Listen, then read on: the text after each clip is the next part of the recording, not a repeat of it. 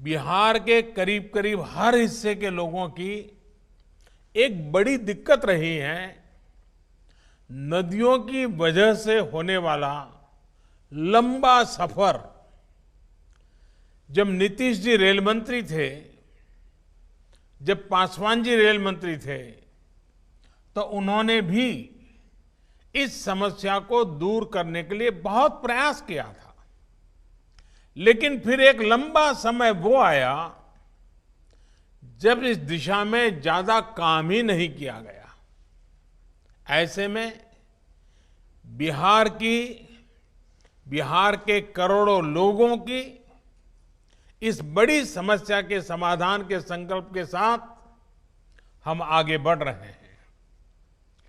पिछले 5-6 साल में एक के बाद एक इस समस्या के हल की तरफ तेजी से कदम आगे बढ़ाए गए हैं। साथियों, 4 वर्ष पहले उत्तर और दक्षिण बिहार को जोड़ने वाले 2 महासेतु, एक पटना में और दूसरा मुंगेर में शुरू किए गए थे। इन दोनों रेल पुलों के चालू हो जाने से उत्तर बिहार और दक्षिण बिहार के बीच लोगों का आना जाना आसान हुआ है। खासकर उत्तर बिहार के क्षेत्र जो दशकों से विकास से वंचित थे, उन्हें विकास के लिए नई गति मिली है। आज मिथिला और कोसी क्षेत्र को जोड़ने वाला महासेतु और सुपौल आसनपुर कुपहा रेल रूट भी बिहार वासियों की सेवा में समर्पित है। साथियों, लगभग 8.5 दशक पहले भूकंप की एक भीषण आपदा ने मिथिला और कोसी क्षेत्र को अलग थलग कर दिया था। आज ये संयोग ही है कि कोरोना जैसी वैश्विक महामारी के बीच इन दोनों अंचलों को आपस में जोड़ा जा रहा है। मुझे बताया गया है कि इसके आखिरी चरण के कार्यों में दूसरे राज्यों से आए श्रमिक साथियों ने भी बहुत सहयोग किया है। वैसे ये महासेतु और ये प्रोजेक्ट श्रद्धेय अटल जी और नीतीश बाबू का ड्रीम प्रोजेक्ट भी रहा है। जब 2003 में नीतीश जी रेल मंत्री थे और श्रद्धेय अटल जी प्रधानमंत्री, तब नई कोसी रेल लाइन परियोजना की परिकल्पना की गई थी। इसका उद्देश्य यही था कि मिथिला और कोसी क्षेत्र के लोगों की दिक्कतों को दूर किया जाए। इसी सोच के साथ 2003 में अटल जी द्वारा इस परियोजना का शिलान्यास किया गया था। लेकिन अगले वर्ष अटल जी की सरकार चली गई और उसके बाद कोसी रेल लाइन परियोजना की रफ्तार भी उतनी ही धीमी हो गई। अगर मिथिलांचल की फिक्र होती, बिहार के लोगों की दिक्कतों की फिक्र होती, तो कोसी रेल लाइन परियोजना पर तेजी से काम हुआ होता। इस दौरान रेल मंत्रालय किसके पास था, किसकी सरकार थी, इसके विस्तार में मैं नहीं जाना चाहता। लेकिन सच्चाई यही है कि जिस रफ्तार से पहले काम हो रहा था, अगर उसी रफ्तार से 2004 के बाद भी काम हुआ होता, तो आज का ये दिन पता नहीं कब आता, कितने साल लग जाते, कितने दशक लग जाते, हो सकता है पीढ़ियां बीत जाती। लेकिन दृढ़ निश्चय हो, नीतीश जी जैसा सहयोगी हो तो क्या कुछ संभव नहीं है। मिट्टी रोकने के लिए आधुनिक टेक्नोलॉजी का इस्तेमाल करते हुए सुपौल आसनपुर कुपहा रूट पर काम पूरा किया गया है। साल 2017 में जो भीषण बाढ़ आई थी, उस दौरान हुए नुकसान की भरपाई भी इस दौरान की गई है। आखिरकार कोसी महासेतु और सुपौल आसनपुर कुपहा रूट बिहार के लोगों की सेवा के लिए तैयार है। साथियों, आज कोसी महासेतु होते हुए सुपौल आसनपुर कुपहा के बीच ट्रेन सेवा शुरू होने से सुपौल, अररिया और सहरसा जिले के लोगों को बहुत लाभ होगा। यही नहीं, इससे नॉर्थ ईस्ट के साथियों के लिए एक वैकल्पिक रेल मार्ग भी उपलब्ध हो जाएगा। कोसी और मिथिला क्षेत्र के लिए ये महासेतु सुविधा का साधन तो है ही, ये इस पूरे क्षेत्र में व्यापार, कारोबार, उद्योग, रोजगार को भी बढ़ावा देने वाला है। साथियों, बिहार के लोग तो इसे भली भांति जानते हैं कि वर्तमान में निर्मली से सरायगढ़ का रेल सफर करीब करीब 300 किलोमीटर का होता है। इसके लिए दरभंगा, समस्तीपुर, खगड़िया, मानसी, सहरसा, ये सारे रास्तों से होते हुए जाना पड़ता है। अब वो दिन ज्यादा दूर नहीं जब बिहार के लोगों को 300 किलोमीटर की ये यात्रा नहीं करनी पड़ेगी। 300 किलोमीटर की ये दूरी सिर्फ 22 किलोमीटर में सिमट जाएगी। 8 घंटे की रेल यात्रा सिर्फ आधे घंटे में ही पूरी हो जाए करेगी। यानी सफर भी कम, समय की भी बचत और बिहार के लोगों के धन की भी बचत होगी। साथियों, कोसी महासेतु की हर तरफ किऊल नदी पर नई रेल इलेक्ट्रॉनिक इंटरलॉकिंग की सुविधा शुरू होने से इस पूरे रूट पर सुविधा और रफ्तार दोनों बढ़ने वाली है। इस नए रेल पुल के निर्माण से झाझा से पंडित दीनदयाल उपाध्याय जंक्शन तक मेन लाइन पर 100-125 किलोमीटर प्रति घंटा की गति से अब ट्रेन चल पाएगी।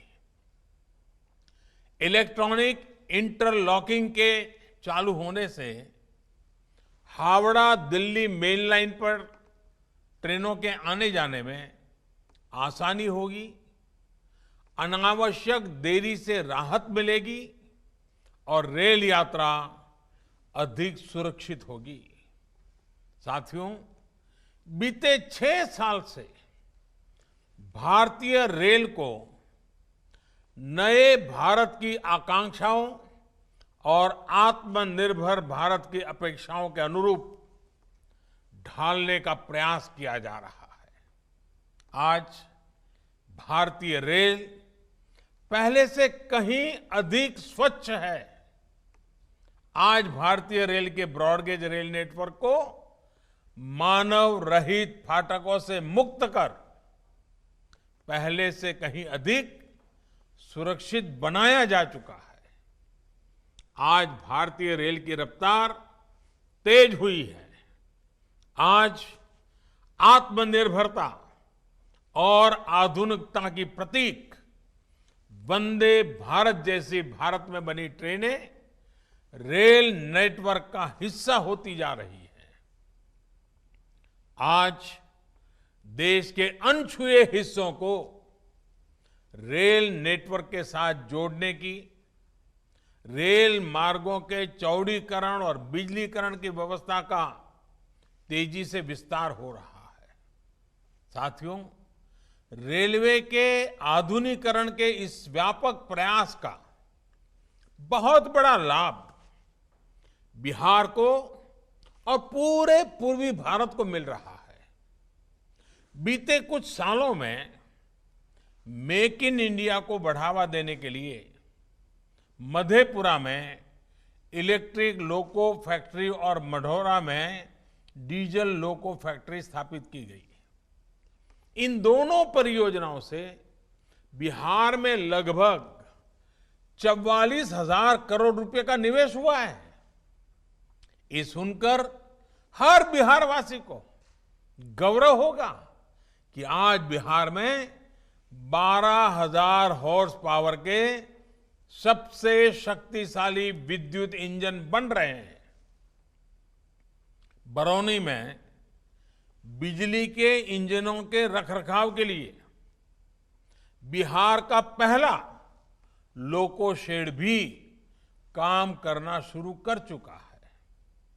बिहार के लिए एक और बड़ी बात यह है कि आज बिहार में रेल नेटवर्क के लगभग 90% हिस्से का बिजलीकरण पूरा हो चुका है। बीते 6 साल में ही बिहार में 3,000 किलोमीटर से अधिक के रेल मार्ग का बिजलीकरण हुआ है। आज इसमें 5 और प्रोजेक्ट जुड़ गए हैं। साथियों, बिहार में जिस तरह की परिस्थितियां रही है उसमें रेलवे लोगों के आने जाने का बहुत बड़ा साधन रही है। ऐसे में बिहार में रेलवे की स्थिति को सुधारना केंद्र सरकार की सर्वोच्च प्राथमिकताओं में से एक रहा है। आज बिहार में किस तेज गति से रेलवे नेटवर्क पर काम चल रहा है, इसके लिए मैं एक तथ्य देना चाहता हूं। 2014 से पहले के 5 सालों में लगभग 325 किलोमीटर रेल लाइन कमीशन हुई थी। आसान शब्दों में कहे तो 2014 के पहले के 5 सालों में बिहार में सिर्फ 325 किलोमीटर नई रेल लाइन शुरू की थी, जबकि 2014 के बाद के 5 सालों में बिहार में लगभग 700 किलोमीटर रेल लाइन कमीशन हो चुकी है। यानी करीब करीब 2 गुने से भी नई रेल लाइन शुरू हुई है। अभी करीब 1,000 किलोमीटर नई रेल लाइनों का निर्माण तेजी से चल रहा है। आज हाजीपुर, गोसवर, वैशाली नई रेल लाइन के शुरू होने से वैशाली नगर, दिल्ली और पटना से भी सीधी रेल सेवा से जुड़ जाएगा। इस सेवा से वैशाली में पर्यटन को बहुत बल मिलेगा और युवा साथियों को नए रोजगार उपलब्ध होंगे। इस तरह इस्लामपुर नटेसर नई रेल लाइन से भी लोगों को बहुत फायदा होगा। विशेषकर बौद्ध मत को मानने वालों को ये नई सुविधा मिलने की इसकी काफी आसानी होगी। साथियों, आज देश में मालगाड़ी और यात्री गाड़ी दोनों के लिए अलग अलग ट्रैक बनाने की व्यापक व्यवस्था यानी डेडिकेटेड फ्रेट कॉरिडोर्स पर भी तेजी से काम चल रहा है। इससे बिहार में करीब 250 किलोमीटर लंबा डेडिकेटेड फ्रेट कॉरिडोर बन रहा है, जो बहुत जल्द पूरा होने वाला है। इस व्यवस्था से ट्रेनों में होने वाली देरी की समस्या भी कम होगी और सामान की ढुलाई में होने वाली देरी भी बहुत कम हो जाएगी। साथियों, जिस तरह से कोरोना के संकट काल में रेलवे ने काम किया है, रेलवे काम कर रही है, उसके लिए मैं भारतीय रेल के लाखों कर्मचारियों को, हमारे साथियों को उनकी विशेष प्रशंसा करता हूं। देश के लाखों श्रमिकों को श्रमिक स्पेशल ट्रेनों के माध्यम से सुरक्षित घर पहुंचाने के लिए रेलवे ने दिन रात एक कर दिया था। स्थानीय स्तर पर श्रमिकों को रोजगार देने में भी रेलवे बड़ी भूमिका निभा रहा है। कोरोना काल में भारतीय रेल की यात्री सेवा भले ही कुछ समय के लिए रुक गई थी, लेकिन रेल को सुरक्षित और आधुनिक बनाने का काम तेज गति से चलता रहा। देश की पहली किसान रेल यानी पटरी पर चलता हुआ कोल्ड स्टोरेज भी बिहार और महाराष्ट्र के बीच कोरोना काल में ही शुरू किया गया। साथियों, ये कार्यक्रम भले रेलवे का है, लेकिन रेलवे के साथ ही ये लोगों के जीवन को आसान बनाने और बेहतर बनाने के प्रयास का भी आयोजन है। इसलिए मैं एक और विषय की चर्चा भी आज आपके बीच करना चाहता हूं, जो बिहार के लोगों के स्वास्थ्य से जुड़ा है। नीतीश जी की सरकार बनने से पहले तक बिहार में इक्का दुक्का मेडिकल कॉलेज हुआ करते थे। इससे बिहार में मरीजों को तो भारी दिक्कत थी ही, बिहार के मेधावी युवाओं के भी मेडिकल की पढ़ाई के लिए दूसरे राज्यों का रुख करना पड़ता था। आज बिहार में 15 से ज्यादा मेडिकल कॉलेज हैं, जिससे अनेक बीते कुछ वर्षों में ही बनाए गए हैं। कुछ दिन पहले ही बिहार में एक नए एम्स की भी स्वीकृति दे दी गई है। ये नया एम्स दरभंगा में बनाया जाएगा। इस नए एम्स में 750 बेड का नया अस्पताल तो बनेगा ही, इसमें एमबीबीएस की 100 और नर्सिंग की 60 सीटें भी होगी। दरभंगा में बनने वाले इस एम्स से हजारों नए रोजगार भी सृजित होंगे।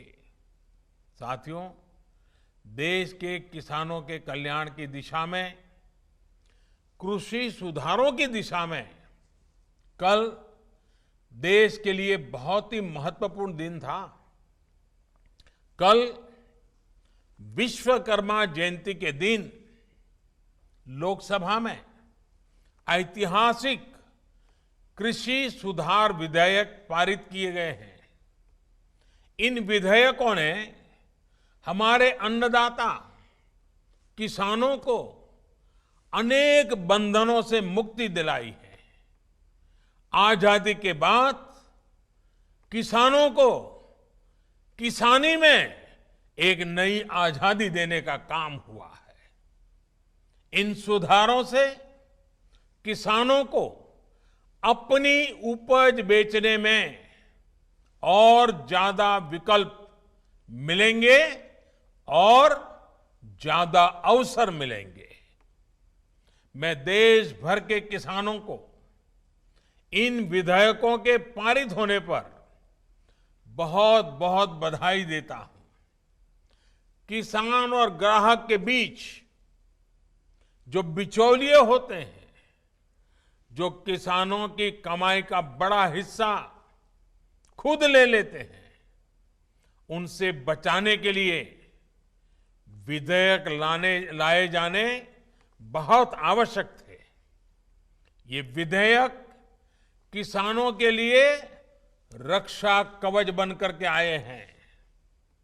लेकिन कुछ लोग, जो लोग दशकों तक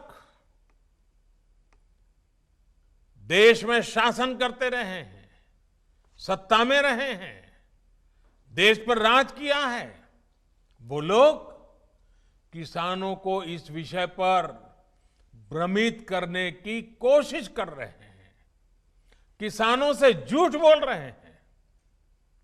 साथियों, चुनाव के समय किसानों को लुभाने के लिए बड़ी बड़ी बातें करते थे, लिखित में करते थे, अपने घोषणा पत्र में डालते थे और चुनाव के बाद भूल जाते थे।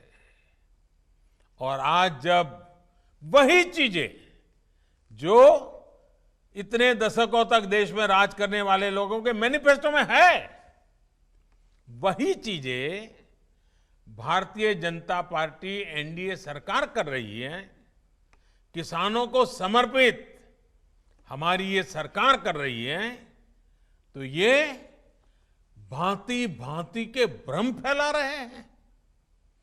जिस एपीएमसी एक्ट को लेकर अब ये लोग राजनीति कर रहे हैं, एग्रीकल्चर मार्केट के प्रावधानों में बदलाव का विरोध कर रहे हैं, उसी बदलाव की बात इन लोगों ने अपने घोषणा पत्र में भी लिखी थी।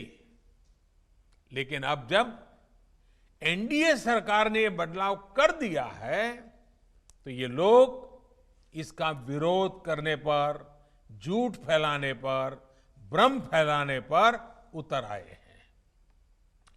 सिर्फ विरोध के लिए विरोध करने का ये एक के बाद एक अनेक उदाहरण सामने आ रहे हैं। लेकिन ये लोग ये भूल रहे हैं कि देश का किसान कितना जागृत है। वो ये देख रहा है कि कुछ लोगों को, किसानों को मिल रहे नए अवसर उनको पसंद नहीं आ रहे हैं। देश का किसान ये देख रहा है कि वो कौन से लोग हैं जो बिचौलियों के साथ खड़े हैं।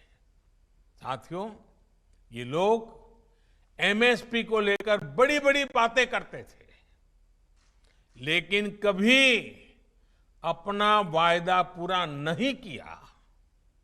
किसानों से किया ये वायदा अगर पूरा किसी ने किया है तो भाजपा एनडीए की वर्तमान सरकार ने पूरा किया है। अब ये दुष्प्रचार किया जा रहा है कि सरकार के द्वारा किसानों को एमएसपी का लाभ नहीं दिया जाएगा। ये भी मनगढ़ंत बातें कही जा रही हैं कि किसानों से धान, गेहूं इत्यादि की खरीद सरकार द्वारा नहीं की जाएगी। ये सरासर झूठ है, गलत है, किसानों के साथ धोखा है। हमारी सरकार किसानों को एमएसपी के माध्यम से उचित मूल्य दिलाने के लिए प्रतिबद्ध है। पहले भी थे, आज भी हैं, आगे भी रहेंगे। सरकारी खरीद भी पहले की तरह जारी रहेगी। कोई भी व्यक्ति अपना उत्पादन जो भी वो पैदा करता है दुनिया में कहीं भी बेच सकता है, जहां चाहे वहां बेच सकता है। अगर वो कपड़ा बनाता है जहां चाहे बेच सकता है, वो बर्तन बनाता है कहीं पर भी बेच सकता है, वो जूते बनाता है कहीं पर भी बेच सकता है। लेकिन एकमात्र केवल मेरे किसान भाई बहनों को इन अधिकारों से वंचित रखा गया था, मजबूर किया गया था। अब नए प्रावधान लागू होने के कारण किसान अपनी फसल वो देश के किसी भी बाजार में अपनी मनचाही कीमत पर बेच सकेगा।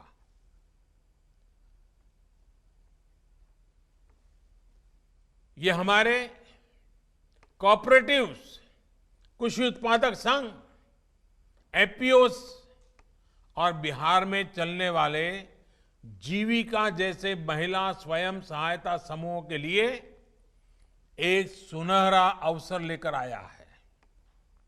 साथियों, नीतीश जी भी इस कार्यक्रम में मौजूद है। वो भली भांति समझते हैं कि एपीएमसी एक्ट से किसानों का क्या क्या नुकसान होता रहा है। यही वजह है कि बिहार का मुख्यमंत्री बनने के बाद अपने शुरुआती वर्षों में ही नीतीश जी ने बिहार में इस कानून को हटा दिया था। जो काम कभी बिहार ने करके दिखाया था, आज देश उस रास्ते पर चल पड़ा है। साथियों, किसानों के लिए जितना एनडीए शासन में पिछले 6 वर्षों में किया गया है, उतना पहले कभी नहीं किया गया। किसानों को होने वाली एक एक परेशानी को समझते हुए एक एक दिक्कत को दूर करने के लिए हमारी सरकार ने निरंतर प्रयास किया है। देश के किसानों को बीज खरीदने में, खाद खरीदने में, अपनी छोटी छोटी जरूरतों को पूरा करने के लिए किसी से कर्ज न लेना पड़े, इसके लिए ही प्रधानमंत्री किसान कल्याण योजना शुरू की गई थी। इस योजना के तहत अब तक देश के 10 करोड़ किसानों के खाते में करीब करीब 1 लाख करोड़ रुपए 1 लाख करोड़ रुपए सीधे किसानों के खाते में ट्रांसफर किए जा चुके हैं। कोई बिचौलिया नहीं। किसानों को पानी की दिक्कत ना हो, किसानों से अटकी पड़ी सिंचाई, दशकों से अटकी पड़ी सिंचाई, वो परियोजनाएं पूरी हो, इसके लिए प्रधानमंत्री कृषि सिंचाई योजना पर करीब 1 लाख करोड़ रुपए खर्च किए जा रहे हैं। वो यूरिया जिसके लिए लंबी लंबी लाइनें लगती थी, जो किसानों के खेत में कम और फैक्ट्रियों में ज्यादा आसानी से पहुंच जाता था, अब उसकी 100% निम कोटिंग की जा रही है। आज देश में बड़े स्तर पर कोल्ड स्टोरेज का नेटवर्क तैयार किया जा रहा है। फूड प्रोसेसिंग से जुड़े उद्योगों पर भारी निवेश किया जा रहा है। 1 लाख करोड़ रुपए का एग्रीकल्चर इंफ्रास्ट्रक्चर फंड बनाया जा रहा है। किसानों के पशुधन को बीमारियों से बचाने के लिए देशव्यापी अभियान भी चलाया जा रहा है। मछली उत्पादन बढ़ाने के लिए, मुर्गी पालन को प्रोत्साहन के लिए, शहद उत्पादन बढ़ाने के लिए, दूध उत्पादन बढ़ाने के लिए किसानों को आय बढ़ाने के अतिरिक्त विकल्प देने के लिए केंद्र सरकार निरंतर कार्य कर रही है। साथियों, मैं आज देश के किसानों को बड़ी नम्रतापूर्वक अपनी बात बताना चाहता हूं, संदेश देना चाहता हूं। आप किसी भी तरह के भ्रम में मत पड़िए। इन लोगों से देश के किसानों को सतर्क रहना बहुत जरूरी है। ऐसे लोगों से सावधान रहें जिन्होंने दशकों तक देश पर राज किया और जो आज किसानों से झूठ बोल रहे हैं। वो लोग किसानों की रक्षा का ढिंढोरा पीट रहे हैं, लेकिन दरअसल वे किसानों को अनेक बंधनों में जकड़कर रखना चाहते हैं। वो लोग बिचौलियों का साथ दे रहे हैं। वो लोग किसानों की कमाई को बीच में लूटने वालों का साथ दे रहे हैं। किसानों को अपनी उपज देश में कहीं पर भी किसी को भी बेचने की आजादी देना बहुत ऐतिहासिक कदम है। 21वीं सदी में भारत का किसान बंधनों में नहीं, भारत का किसान खुल करके खेती करेगा, जहां मन आएगा अपनी उपज बेचेगा, जहां ज्यादा पैसा मिलेगा वहां बेचेगा, किसी बिचौलिए का मोहताज नहीं रहेगा और अपनी उपज, अपनी आय भी बढ़ाएगा। ये देश की जरूरत है और समय की मांग भी है। साथियों, किसान हो, महिलाएं हो, नौजवान हो, राष्ट्र के विकास में सभी को सशक्त करना हम सभी का दायित्व है। आज जितने भी प्रोजेक्ट्स को समर्पित किया गया है वो इसी दायित्व का एक हिस्सा है। मुझे विश्वास है कि आज जिन परियोजनाओं का लोकार्पण और शुभारंभ हुआ है, इनसे बिहार के लोगों, यहां के नौजवानों, यहां की महिलाओं को बहुत लाभ होगा। साथियों, कोरोना के इस संकट काल में हम सभी को बहुत संभल कर भी रहना है। थोड़ी सी भी लापरवाही आपका और आपके अपनों का बहुत ज्यादा नुकसान कर सकती है।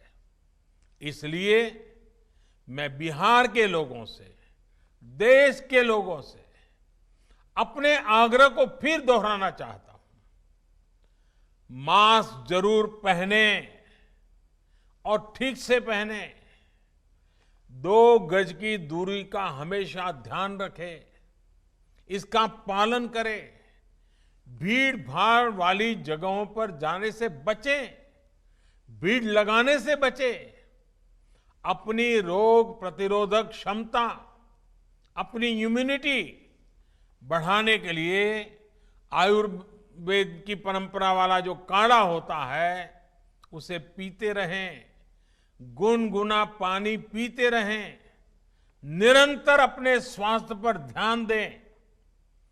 आप सतर्क रहिए, सुरक्षित रहिए, स्वस्थ रहिए, आपका परिवार स्वस्थ रहे, इसी कामना के साथ आप सबका बहुत बहुत धन्यवाद, बहुत बहुत शुभकामनाएं।